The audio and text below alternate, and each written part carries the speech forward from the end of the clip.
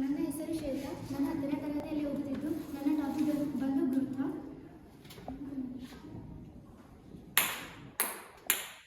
ಅದು ಕೆಳಗೆ ಕುಳಿತು ಮಧ್ಯದಲ್ಲಿ ನಿಲ್ಲಬೇಕಾಗಿತ್ತು ಅಥವಾ ಮೇಲುಗಡೆ ಹೋಗದಿತ್ತು. ಇದಕ್ಕೆಲ್ಲ ಆಗೋಕ್ಕೆ ಸಾಧ್ಯ ಇಲ್ಲ, ಯಾಕಂದರೆ ಇದಕ್ಕೆಲ್ಲ ಕಾರಣ ಗುರುತ್ವ. ಗುರುತ್ವ ಅಂದರೆ ಒಂದು ವಸ್ತುವನ್ನು ಪರಸ್ಪರ ತನ್ನೆಡೆಗೆ ಆಕರ್ಷಿಸಿಕೊಳ್ಳುತ್ತದೆ. ಅದೇ ರೀತಿ ನಮ್ಮ ಭೂಮಿಯು ಗುರುತ್ವಾಕರ್ಷಣೆ ಹೊಂದಿರುವುದರಿಂದ ಯಾವುದೇ ಒಂದು ವಸ್ತು ಮೇಲ್ಗಡೆ ಹೋದರೆ ಅದು ಕೆಳಗೆ ಬರಲೇಬೇಕಾಗುತ್ತದೆ. ಇತರೆ ವಸ್ತುಗಳನ್ನು ತನ್ನೆಡೆಗೆ ಆಕರ್ಷಿಸಿಕೊಳ್ಳುವ ಗುರುತ್ವ ಬಲವನ್ನು ಗುರುತ್ವಾಕರ್ಷಣ ಬಲ ಅಂತಾರೆ. ಗುರುತ್ವಾಕರ್ಷಣ ಬಲವು ಪರಸ್ಪರ ದ್ರವ್ಯರಾಶಿ ಹೊಂದಿರುವ ವಸ್ತುಗಳ ಮೇಲೆ ಬೀರುತ್ತದೆ. ಉದಾಹರಣೆಗೆ ನಾವು ಮತ್ತು ನಮ್ಮ ಸುತ್ತಮುತ್ತಲಿನ ವಾತಾವರಣದೆಲ್ಲವೂ ಗುರುತ್ವವು ಬೀರುತ್ತಿದೆ. ದೊಡ್ಡ ದ್ರವ್ಯರಾಶಿ ಹೊಂದಿರುವ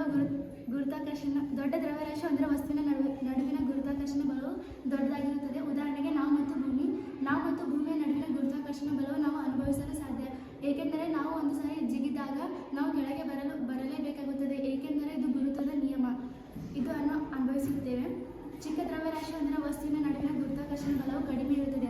ಉದಾಹರಣೆಗೆ ನಾವು ಮತ್ತು ಇರುವೆ ನಡುವಿನ ಗುರುತ್ವಾಕರ್ಷಣ ಬಲ ಇದ್ದರೂ ಕೂಡ ಅದನ್ನು ನಾವು ಅನುಭವಿಸಲು ಸಾಧ್ಯವಾಗುತ್ತಿಲ್ಲ, ಏಕೆಂದರೆ ಅಲ್ಲಿ ಇರುವೆ ಎನ್ನುವುದು ಚಿಕ್ಕ ದ್ರವ್ಯರಾಶಿ ಹೊಂದಿರುವುದರಿಂದ ಅಲ್ಲಿ ಅನುಭವಿಸಲು ದುರ್ಬಲವಾಗಿದೆ. ಗುರುತ್ವಾಕರ್ಷಣ ಬಲ ಎನ್ನುವುದು 2 ಅಥವಾ 2ಕ್ಕಿಂತ ಹೆಚ್ಚು ವಸ್ತುಗಳ ನಡುವಿನ ಆಕರ್ಷಣಾ ಶಕ್ತಿಯಾಗಿದೆ. ಉದಾಹರಣೆಗೆ ನಾವು ಒಂದು ಗಾರ್ಡನ್ನಲ್ಲಿ ಸೀಟೌಟ್ನ ಮೇಲೆ ಕುಳಿತಿದ್ದಾಗ ನಮ್ಮ ಮೇಲೂ ಮತ್ತು ಸೀಟೌಟ್ನ ಮೇಲೂ ಎರಡರ ಮೇಲೂ ಗುರುತ್ವಾಕರ್ಷಣ ಬಲ ಬೀರುತ್ತಿದೆ. ಗುರುತ್ವಾಕರ್ಷಣ ಬಲವು ಭೂಮಿ ಗುರುತ್ವಾಕರ್ಷಣ ಬಲ ಹೊಂದಿದೆ ಅಂದ ತಕ್ಷಣ ಇದು ಭೂಮಿಯ ಮೇಲಿನ ಒಂದು ಹಿಡಿ ಮಣ್ಣನ್ನು ಹಿಡಿದಾಗ ಇದರಲ್ಲಿ ಗುರುತ್ವ ಇದೆ ಎಂದು ಕೇಳಬಹುದು. ಇಲ್ಲ, ಏಕೆಂದರೆ ಯಾವುದೇ ಒಂದು ಗುರುತ್ವಾಕರ್ಷಣ ಬಲವು ಅದು ಹೊಂದಿರಬೇಕಾದರೆ ಅದರ ಕೇಂದ್ರ ಬಿಂದುವನ್ನು ಅವಲಂಬಿಸಿರುತ್ತದೆ.